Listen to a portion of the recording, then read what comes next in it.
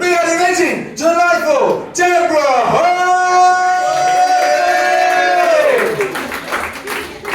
Oh gosh, I'm exhausted already. Good evening, everybody. Good evening. Good evening. Real comedians on there, it'll be alright. How dare you! It'll be worth listening to. I've got something to say, because I'm a woman. So listen, it's a great pleasure to be here. Thank you so much for having us. I made an effort. I did my hair, did my face, put a nice dress on, matching underwear. Don't be afraid, love. I'm fully aware I have more chance of a medical emergency than Tom. Be alright.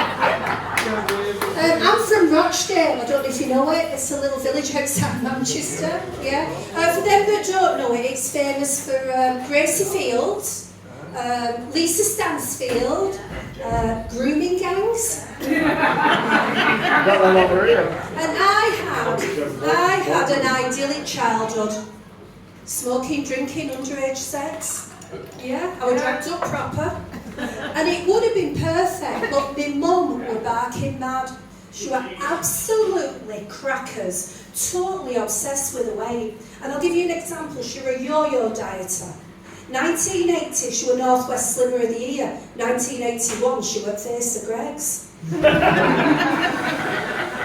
I mean, we used to laugh at her, but it stopped being funny when she got obsessed with me. She had me at Weight Watchers when I was 11. I don't even think that's legal. And if I lost weight, we stopped at Chippy on the way home. Yeah, that's just reminded me, I've not had anything to eat. I mean, lots of comedians don't eat before a gig. They say the hunger makes them sharper, more focused. It makes the laughter euphoric. I mean, I don't do it for any of those reasons. I don't eat before a gig because I've got IBS and I'm scared I'll shit myself. Yeah. But I've done all the diets and I'm still not lost any weight.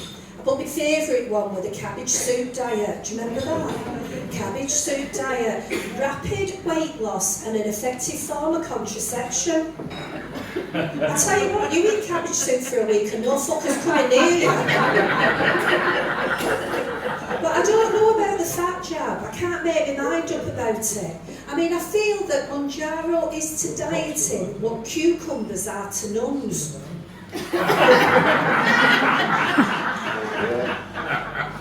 You might get amazing results, but it's not real. But I keep thinking about the fat jab, I really do, because I'm really fed up with all this fat shaming. Everywhere you go, it's fat shaming. I took the family to one of those all-you-can-eat buffets, and they were doing a promotion. It said, kids pay what you weigh. I thought, what? I tell you what, I had them kids running on spot before we went inside. Did you not get that one? And Ryanair fat shame all the time, don't they? When they come round with them seatbelt extenders. Has anyone ever been offered one? I said, does anyone admit to it? I got offered as one of them seatbelt extenders. I'm only wearing a fat jumper. I'm mortified. But the good one is, a local funeral director is offering pay what you weigh for cremations. Now the average human, their cremated remains weigh £7. And they're going to charge 500 quid per pound. And I think, if I spend the money on the fat jab now, when I pop my clogs, I'll make a killing. Oh, I know you're all looking at me, aren't you? You're all looking, you're thinking, what's this little bird up to? Well, as we get older, we start to get invisible. And I don't want to fade away. I want to go out screaming and shouting. So I set myself challenges. I've wrote a book. Thank you. I've been on the chase. Fortune change. Yeah. On the chase. Have you got your hearing aids in? You're right. Bradley Walsh were lovely and I didn't win. I have played live at Glastonbury. I strung my ukulele in the car park and I'm having that. But my biggest challenge is I've been married 37 years. Yeah. 37 years. He's done well, hasn't he? We met and married within a year. Yeah, we're still married. Met and married within a year. He proposed to me at Bobby Ball's nightclub in Rochdale. Got down on one knee on dance floor. And do you know what the funny thing is? Even after all these years, I can't be 100% sure he weren't just tying his shoelace. But there's a bit of an age gap between us. And when I met him, I thought, oh, at last I've got myself a sugar daddy. Turns out he's just old and diabetic.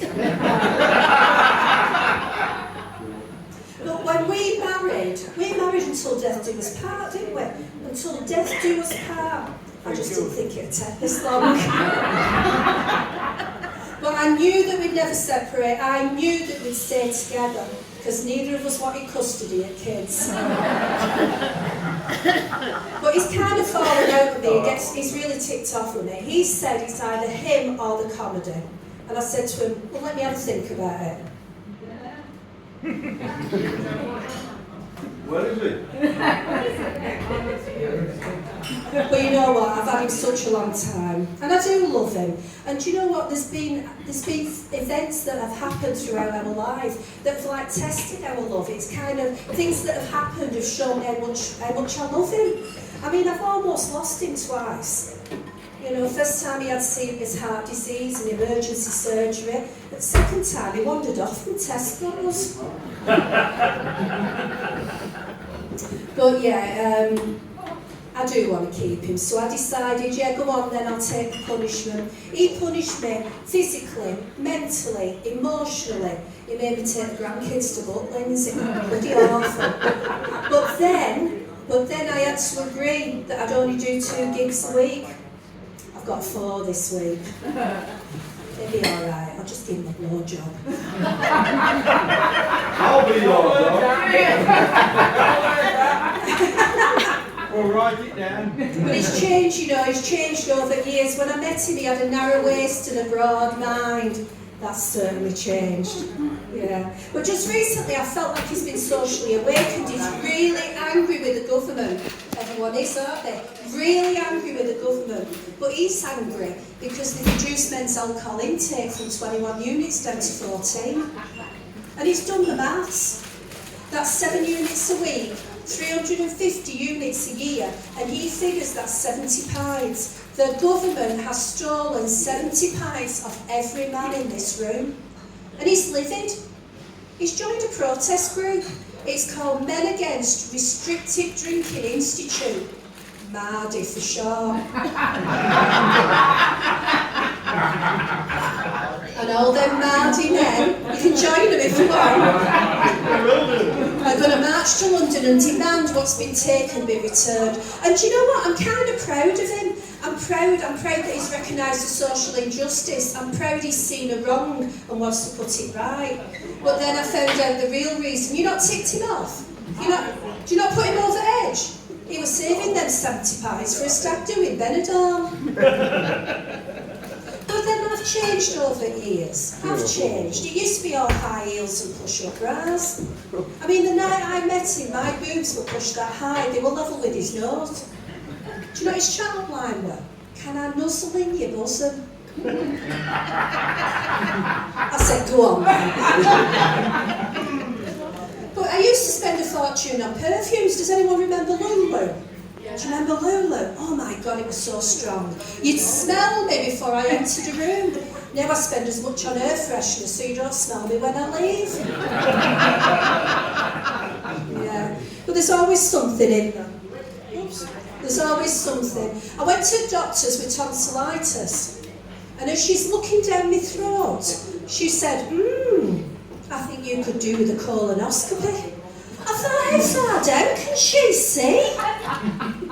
So I'm there at the hospital, we're doing the consent form. The doctor says, have you done this before? And I said, well, not in a medical setting.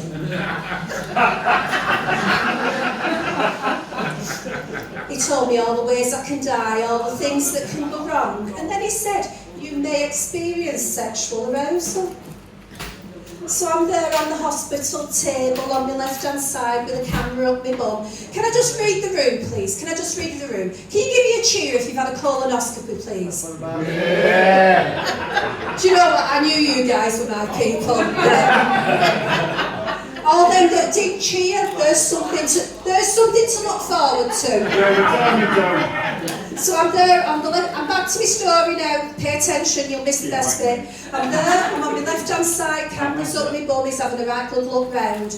Then he leans over and he said, "Are you alright?" And I said, "Yeah, I'm fine." And then I said, "I'm not sexually aroused yet." He said, "Don't worry, dear, I am." I want to cover them. But I've been blessed with children. I've got 2 girls. Anybody else got any kids? Yeah. Have you got teenagers? Oh, God bless you. Well, when my girls are adults now, but when they were teenagers, they were awful. They were wild, they were thorough. I mean, they made me ill. They made me ill. All that smoking, drinking, all-night partying. And that was just me to get through them teenage years. I tell you. But I called in at my daughter's on the way in, and she was screaming and shouting at her eldest to clean her bedroom. So the granddaughter runs past me, goes upstairs. She's back down in 5 minutes. I thought, she's not done that room. So I went upstairs to check. Room looked done. Looking around. Then I see stuff, it's under bed, isn't it? She'd just shoved everything under bed. I thought, her mother will kill her. Her mother will kill her. So I start pulling stuff out. I'm going to ask questions, you know. Pay attention. I'll pay attention, I'll ask questions later. Right. So, where are we up to now? So I'm pulling stuff out from under bed. And there's a bottle of vodka. She's only 13. How old is she? Thank you. She's only 13. I thought, her mother will kill her. I can't believe she's drinking. Then there's a packet of cigarettes. I thought, oh my God, I can't believe it. She's smoking. Then right at the back, I had to lie on the floor.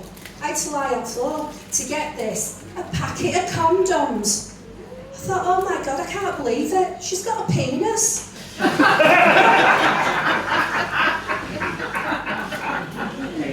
My friend said to me, she said, "Doesn't it worry you that you'll walk up, that nobody will laugh, that everybody will talk, and they won't find you funny?"